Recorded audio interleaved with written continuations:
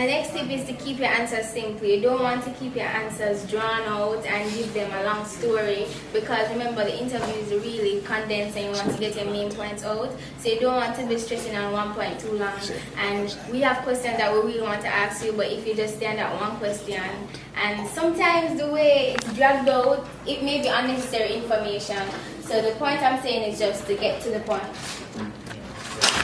And along with that, always have a general knowledge of a generic interview. So they will always ask questions about how did you feel on the track, how was the atmosphere, is there anyone cheering you on today? And they'll always have a few generic questions like that, and it's always good to have answers that you can just say like that, instead of having to think about them before you say them. And you also want to make direct eye contact with the person who's interviewing you. So say I'm interviewing you and you're just looking up like, why am I here? I don't want to do this interview. So you want to make sure that you're having direct eye contact with the person who is speaking to you, so you look interested, and you're also paying keen attention to the questions that are asked.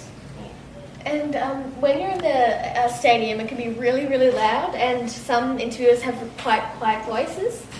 So don't be afraid to ask the interviewer to repeat a question, because sometimes sports people and athletes, they occasionally get asked a question and answer with an irrelevant response because they didn't hear the question. So don't be afraid to repeat it, because we won't mind.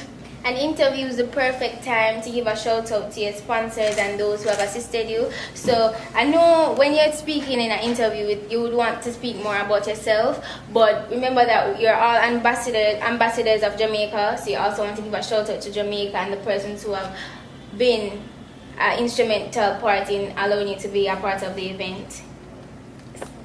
And remember that it's okay to be nervous when being interviewed, but just pretend that the mic isn't there and the camera isn't there, because it's sort of just like having a conversation. It's like having a conversation with a friend or a family member,